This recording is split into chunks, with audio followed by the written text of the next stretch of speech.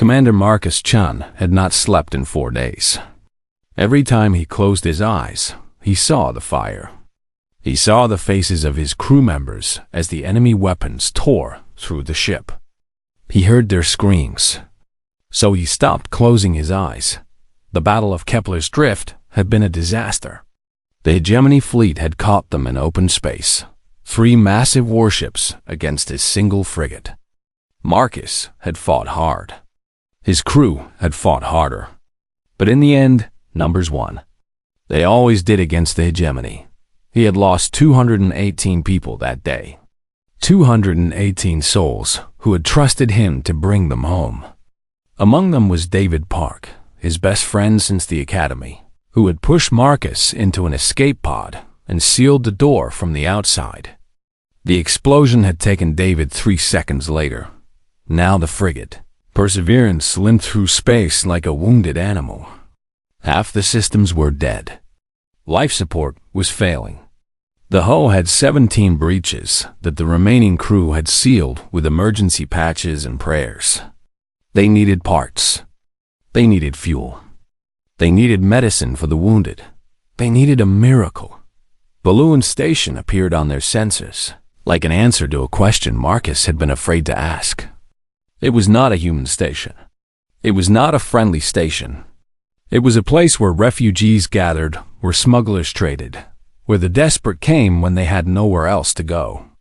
It sat on the edge of space that belonged to no one, which meant it belonged to everyone. Marcus docked the Perseverance and stepped onto the station with heavy feet. The air smelled of recycled oxygen and too many bodies. The corridors were packed with aliens of every shape and size. He saw tall beings with skin like blue glass.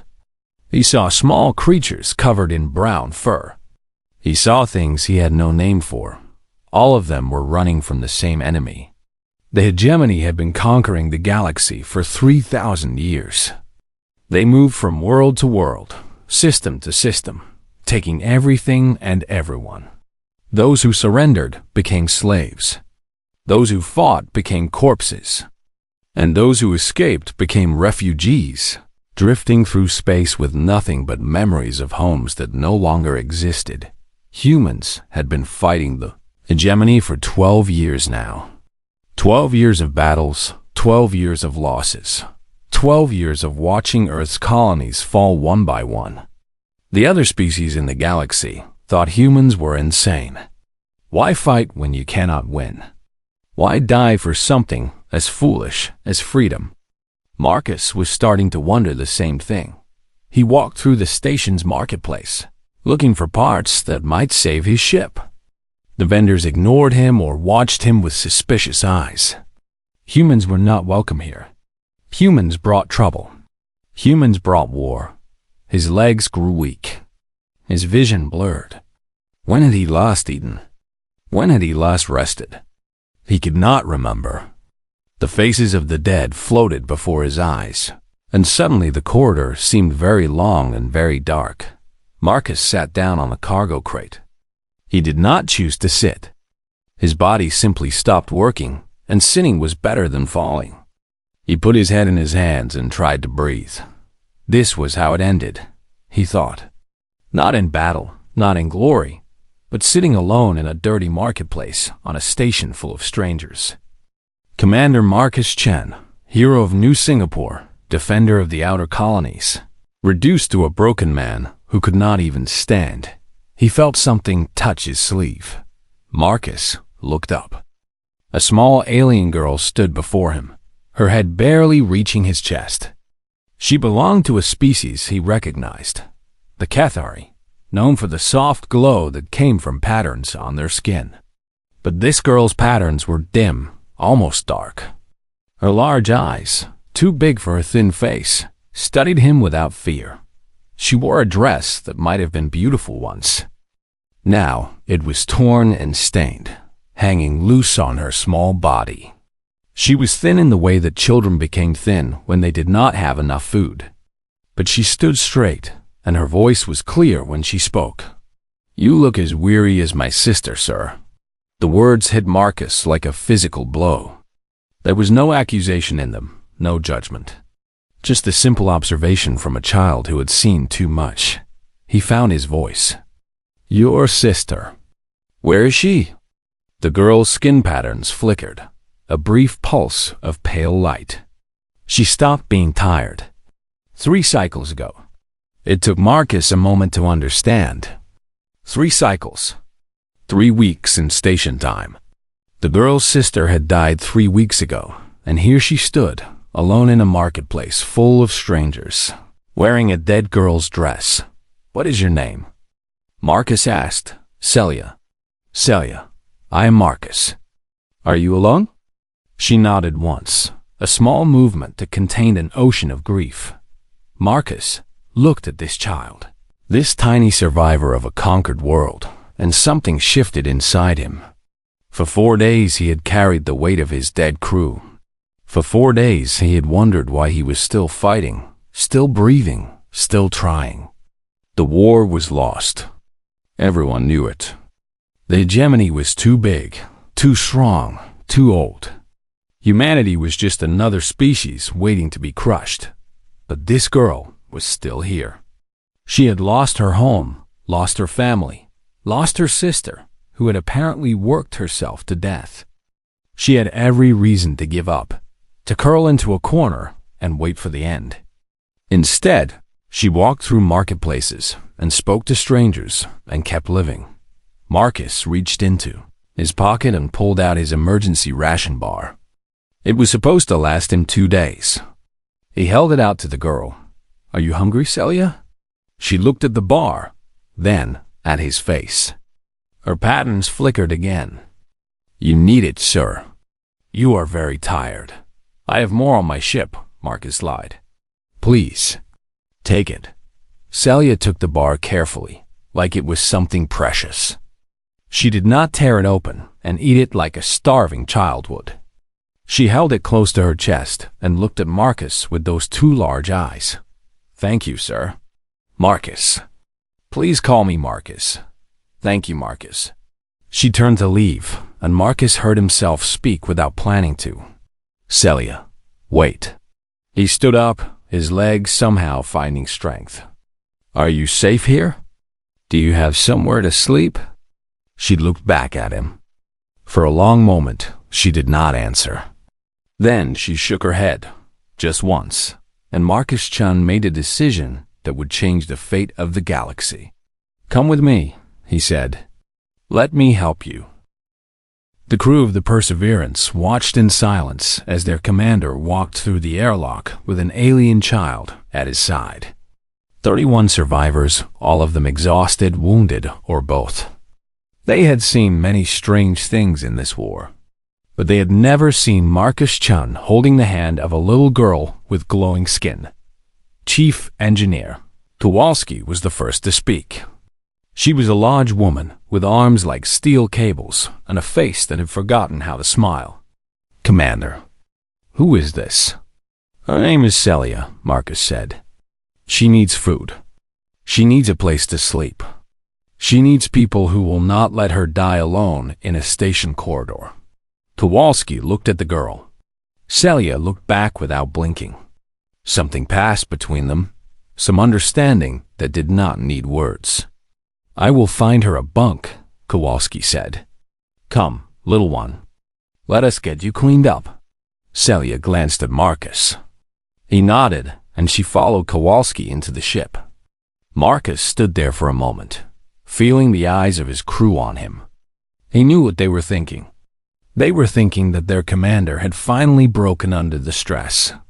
They were thinking that this was a mistake, a complication they did not need, but none of them said anything. And when Marcus walked to his quarters, he saw something he had not seen in days. He saw his crew looking at each other with something other than despair. Over the next few days, Celia told her story. She told it in pieces, small fragments that emerged during meals and quiet moments.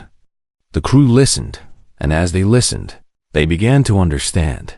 Celia was born on Kethar Prime, a beautiful world of purple forests and silver seas.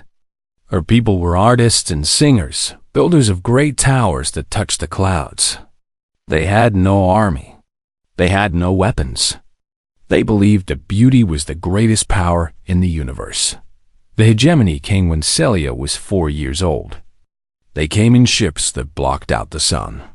They came with soldiers who felt no mercy. They burned the towers. They silenced the singers. They took the Canary people and sorted them like objects, the strong for labor, the weak for disposal. Celia survived because her sister Myra hid her. Myra was 16 years old enough to understand what was happening, young enough to still believe in escape. She pushed Celia into a waste processing unit and told her to stay quiet, no matter what she heard. Celia stayed quiet for 3 days, eating garbage and drinking recycled water.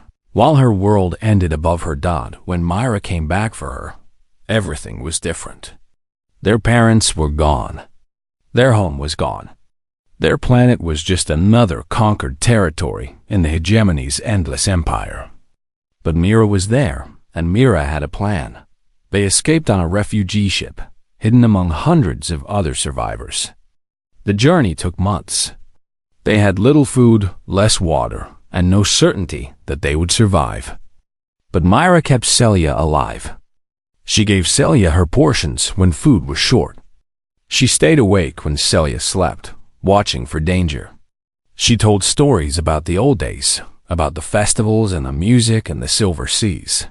Rest when you are dead, little star, Myra always said. Until then, we keep moving. They reached Valun Station with nothing but the clothes on their backs. Myra found work in the recycling plants, the worst job on the station. The pay was small. The hours were long. The chemicals ate at her lungs and her skin. But it was enough to keep Celia fed, enough to keep them together. Myra worked every day. She worked when she was sick. She worked when she was exhausted.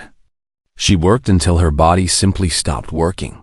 Celia found her sister one morning, lying on her bunk with a peaceful expression on her face.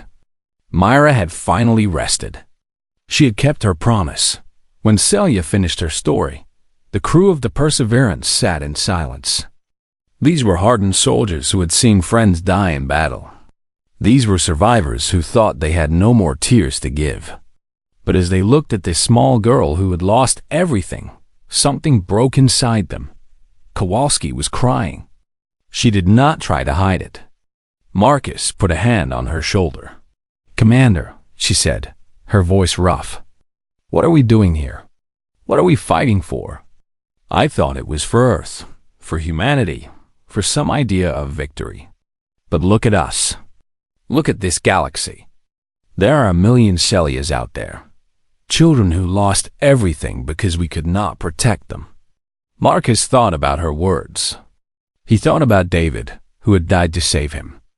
He thought about Lieutenant Yara, who had burned alive to save the engine room. He thought about all the people who had given their lives not for victory, but for each other.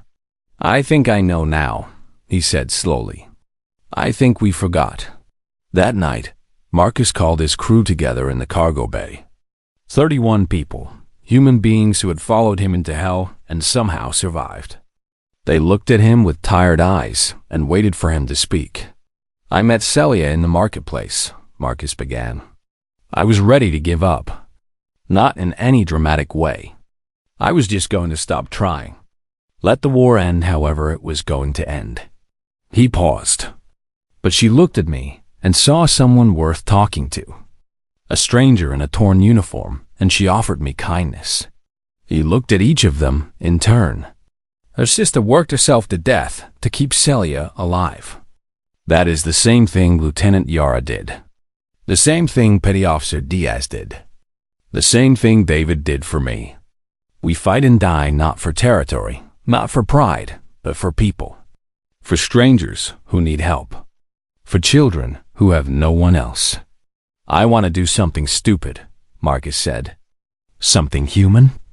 I want to help the people on this station. I want to show them that they are not alone. I want to remind the galaxy what it means to care about each other." The silence stretched. Then Kowalski stood up. "I lost my family on New Brisbane," she said. The hegemony took them while I was fighting somewhere else. I have been angry for so long, Commander. Angry at the enemy, angry at myself, angry at a universe that allowed such things to happen. She looked at Celia, who was sitting quietly in the corner. But that little girl reminded me of something. The universe does not care, but we do. That is our power. One by one, the crew stood. They did not make speeches. They did not need to. Their standing was enough. Marcus looked at his broken ship, his wounded crew, his impossible mission. For the first time in weeks, he smiled. Then let us begin. The changes started small. The crew of the Perseverance began sharing their rations with the refugees in the station corridors. They offered medical help to those who could not afford the station's doctors. They fixed broken equipment for free, asked for nothing in return, and always made time to listen. Celia was at the center of it all. The little Cathari girl had a gift for languages that amazed everyone who met her. Within a week, she could speak basic phrases in 6 different tongues. Within a month, she was translating for Marcus during his talks with station merchants and refugee leaders. But more than her words, it was her presence that changed things. She followed Marcus everywhere. This small ghost of a girl with her dim skin patterns and her 2 large eyes. She watched everything. She remembered everything. And when Marcus was too tired to keep going, she would touch his sleeve and remind him why they were doing this. "Rest when you are dead," she would say, repeating her sister's words. "Until then, we keep moving." Word spread through Veloan Station like fire through dry grass. A human commander had taken in a Cathari orphan. Not as a servant, not as a useful tool, but as family. He fed her from his own plate.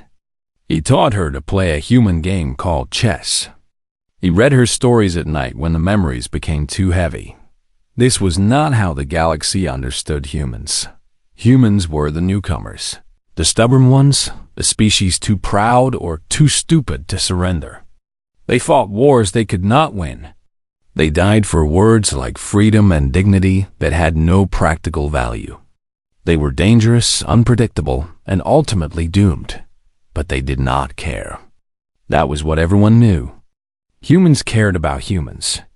They tolerated other species when necessary, fought beside them when useful, but at the end of the day, humans looked after their own. Except here was Commander Chun, teaching a Cathari girl to read human writing. Here was his crew, giving their food to strangers.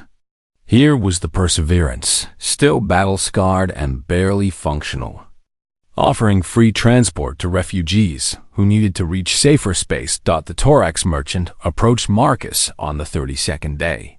Thorax were massive beings, twice the height of a human, with skin like gray stone and eyes like pools of liquid gold. They were known throughout the galaxy as traitors, neutral parties, who did business with everyone and took sides with no one. This particular Thorax had been watching Marcus for weeks. "Human," he said, his voice like grinding rocks. "I wish to speak with you." Marcus turned. Celia peeked out from behind his leg, curious but not afraid. She had learned that most beings were not as scary as they looked. "I am listening," Marcus said. "I have watched you," the Thorax said. "I have watched your crew. This is strange behavior for humans. You gain nothing from helping these refugees. You spend resources you cannot spare. You waste time you do not have. Why?" Marcus thought about the question. He could give a tactical answer, talk about building alliances and gathering intelligence. He could give a political answer, speak of humanity's need for friends in a hostile galaxy. But when he opened his mouth, what came out was simpler. "Because they need help," he said, "and we can provide it." The Thorax was silent for a long moment. His golden eyes moved to Celia, then back to Marcus. "I had a family once," the Thorax said. "A herd, as my people call it. 12 of us, traveling the trade routes together. The hegemony found us 6 cycles ago. They wanted our ship, our cargo, our knowledge of safe passages. We refused. They killed 11 of my herd. I alone escaped. Marcus said nothing. He understood that kind of loss. I have been angry since then, the Thorax continued. I wanted revenge, but I am one being against an empire. What could I do? So I traded. I survived. I watched the galaxy suffer and did nothing. He straightened his massive body. But you have shown me something, human. You have shown me that doing nothing is also a choice. A bad choice. He reached into his belt and pulled out a data chip. I have a cargo hold, large, fast, good for moving supplies or people. I also have contacts throughout neutral space, beings who owe me favors. He held out the chip. Tell me where you need things moved. Tell me who needs help. I will do what I can. Marcus took the chip.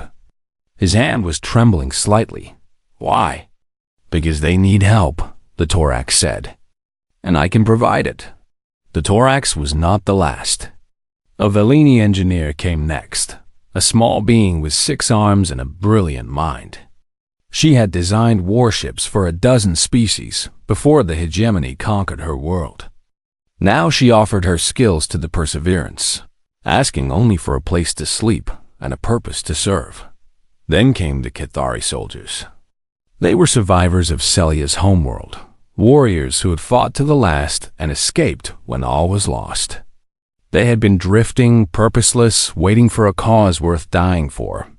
When they learned that a human had taken in one of their children, they came to see for themselves. They stayed. More followed. A Rithian pilot who could fly anything with engines. A Gorthian doctor who could heal wounds that human medicine could not touch. A pair of Melax twins who specialized in communications and could crack any code. Species that had been enemies for centuries. Species that had never spoken to each other. Species that had every reason to hate and distrust. All of them coming together around a single damaged frigate and its strange, human commander.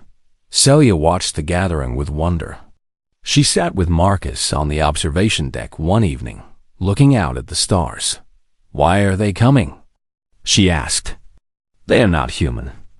They owe you nothing. Marcus was quiet for a moment. Because I think they were waiting, he said. Waiting for someone to show them that it was possible.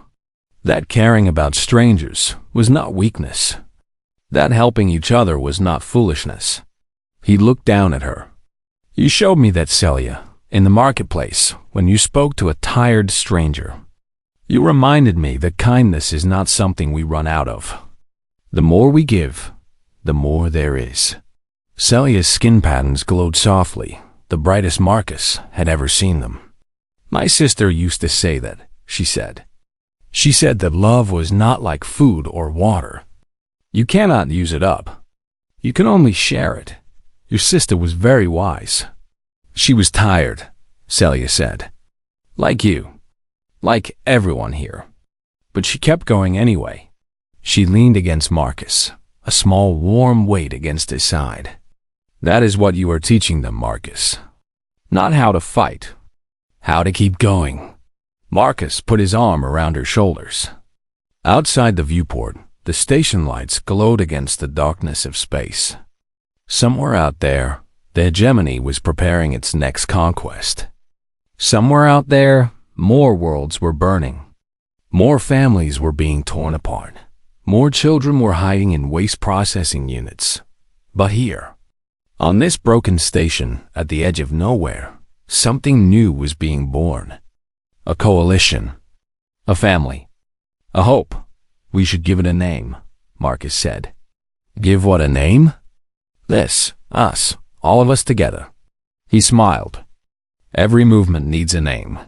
Celia thought about it. Her patterns flickered as she remembered her sister, her home, the purple forests and silver seas that existed now only in her memory. The Perseverance, she said finally.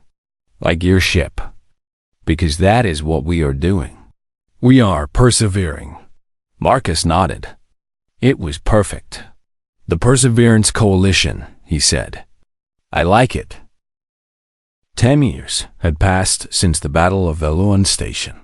Admiral Marcus Chun stood on the observation deck of the Perseverance II, watching the ceremony unfold on the planet below. Ships from 200 systems filled the space around him, their lights twinkling like a mirror of the stars beyond. The largest gathering of free species the galaxy had ever seen. New Veluan, they called the planet now. Once it had been a barren rock with nothing but a trading station. Now it was the capital of the Galactic Coalition, a thriving world of cities and forests, farms and universities. Millions of beings called it home. Species that had been strangers or enemies a decade ago now living side by side. Marcus was tired. He was always tired these days. The war against the hegemony had been long and costly. They had won eventually, but victory had not come cheap. The hegemony was broken now, split into a dozen squabbling remnants that fought among themselves instead of conquering others. The galaxy was finally free, but freedom had a price. Marcus carried that price in the lines on his face, the gray in his hair, the weight of countless decisions that had cost countless lives. He was 53 years old and felt like 100. You are brooding again. He turned. Celia stood in the doorway, tall and straight in the uniform of a coalition diplomatic officer. She was 18 now, a young woman instead of a starving child, her skin patterns bright with health and energy. She had negotiated 3 ceasefires, written the framework for the coalition's refugee program, and become one of the most respected voices in galactic politics. She was also, in every way that mattered, his daughter. Just thinking, Marcus said. About what? Your sister. Celia's patterns flickered, the Cathari equivalent of a sad smile. She crossed the deck to stand beside him, looking out at the stars. She would have liked this, Celia said. All of it. She used to say the galaxy was full of good people who had forgotten how to be brave. She sounds wise. She was tired. Like you, like I was. Celia glanced at him. But she kept going anyway. That is what humans taught me, you know? Not how to fight, how to keep going. Marcus was quiet for a moment. Below them, representatives from 40 species were signing a document that would have seemed impossible 10 years ago. A permanent peace treaty. A commitment to mutual defense. A promise that no species would ever face the darkness alone again. All of it had started with 7 words, in a grimy marketplace. I never thanked you properly, Marcus said. Celia looked at him with surprise. For what? For reminding me. He turned to face her. That day on the station, I was ready to give up. Not in any dramatic way. Just stop trying. Let the war end, however it was going to end. He met her eyes. But you looked at me and saw someone worth talking to. A stranger in a torn uniform, and you offered him kindness. You looked like you needed it. I did. And that is the point, is it not? That is what we built all this on. Not strategies or weapons or resources. Just people seeing each other. Deciding to care. Celia leaned against his shoulder, the way she had done as a child when the nightmares came. Some things did not change with age. Myra used to say that the stars were the eyes of everyone who came before us, she said, watching to see if we would make them proud. Marcus put his arm around her shoulders. His daughter. His reason for fighting. His reminder that hope was never wasted, even when everything seemed lost. Do you think they are proud today? He asked. I know they are. Celia straightened and pointed at the viewport. Look, Marcus looked. The ships around them had begun to move, arranging themselves into a pattern. It took him a moment to recognize it. They were forming the symbol of the coalition, a circle of different shapes united around a single point. A message came through the communication system.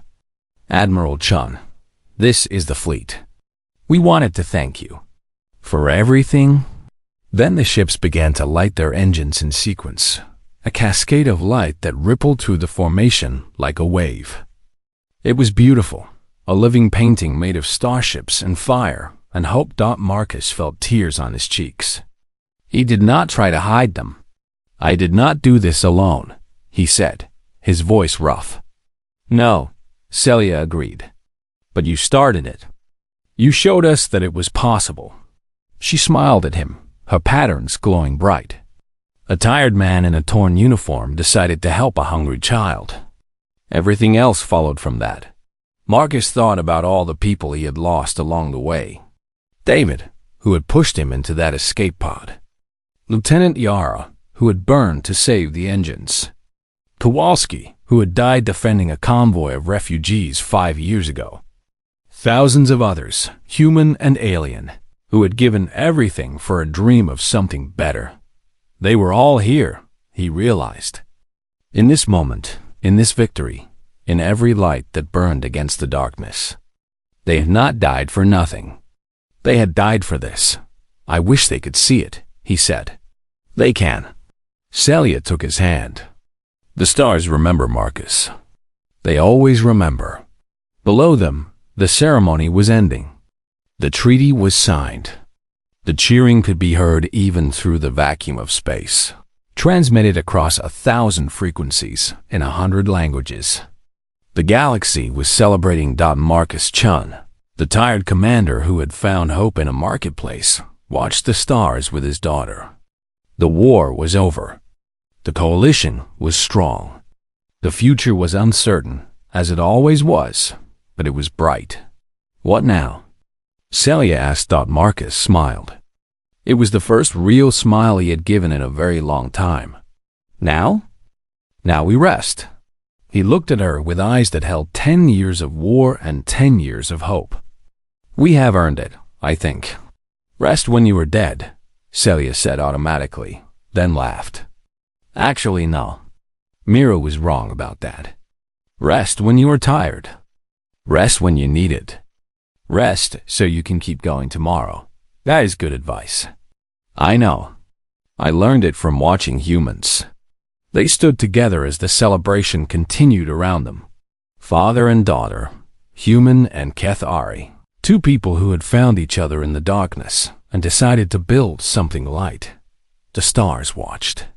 The stars remembered. And somewhere, in whatever place existed beyond the physical universe, a tired Kethari girl named Mira looked down at her sister and smiled. Her little star had found her way home. Admiral Vexal had conquered more worlds than he could remember. In 300 years of service to the hegemony, he had crushed rebellions, broken armies, and watched entire civilizations bow before his fleet. He was old, patient, and utterly without mercy. When reports came of a resistance movement forming on Valuan Station, he did not worry. Resistance movements came and went like waves against stone. The hegemony had seen 1,000 such movements rise and fall. This one would be no different. "A human commander," his aide reported, "leading a coalition of refugee species. They have been gathering ships and supplies for 2 months." Vexal made a sound of dismissal. "Humans, they are insects that do not know when to die. Send 3 cruisers. Crush the station. End this foolishness." "Yes, Admiral." The 3 cruisers departed. Each one was larger than anything in the human fleet. Each one carried weapons that could crack planets and shields that could withstand nuclear fire. Each one was crewed by soldiers who had never known defeat. Vexal expected the operation to take 6 hours. He did not expect what happened next. Marcus received the warning 3 hours before the hegemony fleet arrived.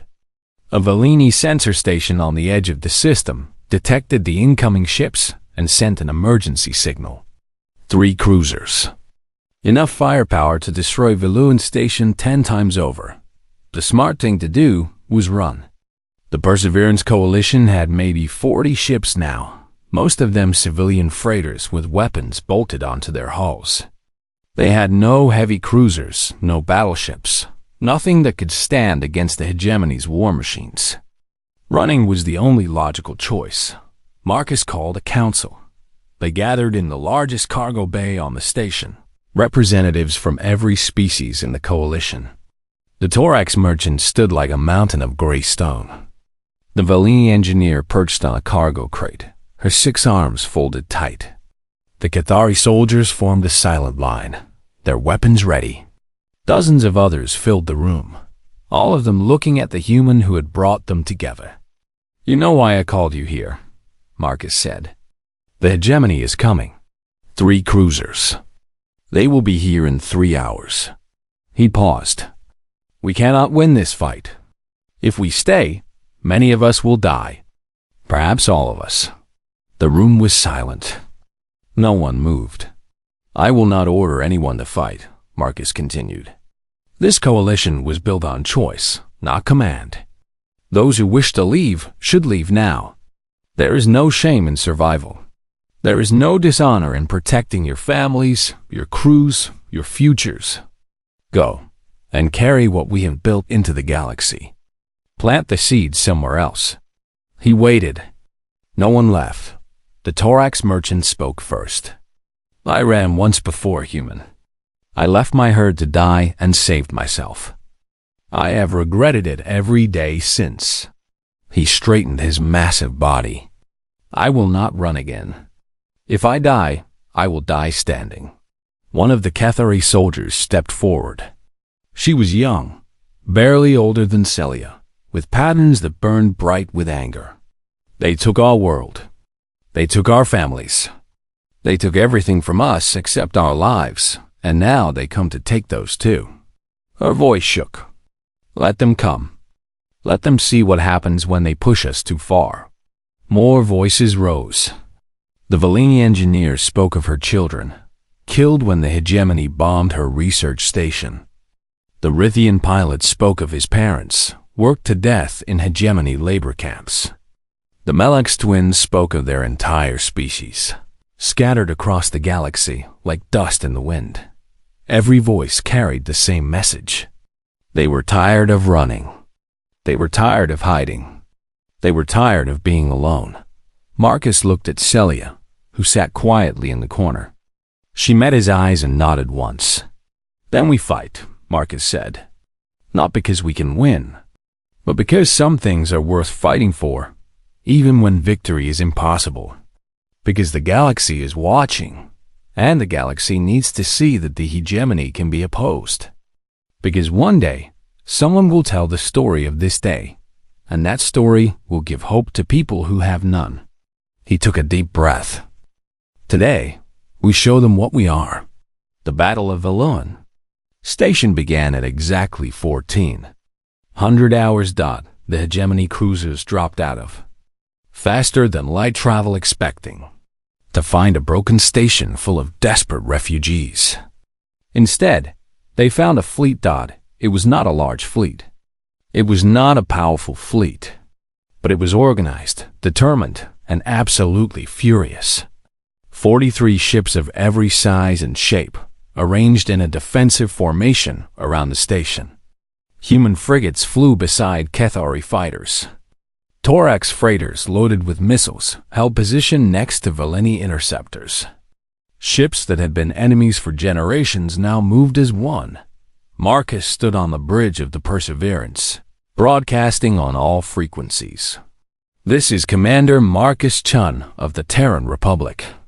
You are wondering why we are here, why any of us are here." His voice was calm, steady, certain.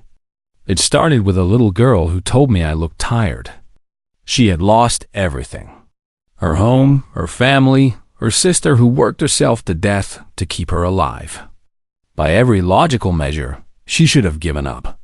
But she did not. Because that is not who she is. That is not who any of us are. The hegemony thinks the galaxy is full of species to be conquered and catalogued. They are wrong. It is full of people. People who love. People who grieve. People who will fight for a stranger's child, because that is what people do. Today, we fight together. Not as humans or Kethari or Torax, but as the ones who refused to let the stars go dark. The hegemony commander hesitated. This was not in his battle plans. This was not how conquered species behaved. They did not stand and fight. They did not unite across species lines. They did not broadcast messages of hope on open frequencies. His hesitation cost him. The coalition fleet struck first, a coordinated attack that caught the lead cruiser off guard. The Valini engineer had spent weeks studying hegemony ship designs, finding weaknesses that others had missed. The Melax twins had cracked their communication codes, allowing the coalition to predict their movements. The first cruiser lost its main weapons array in the opening minutes. The second took damage to its engines. The third, untouched but suddenly uncertain, began to pull back. The battle raged for 6 hours. Ships were destroyed on both sides. Lives were lost.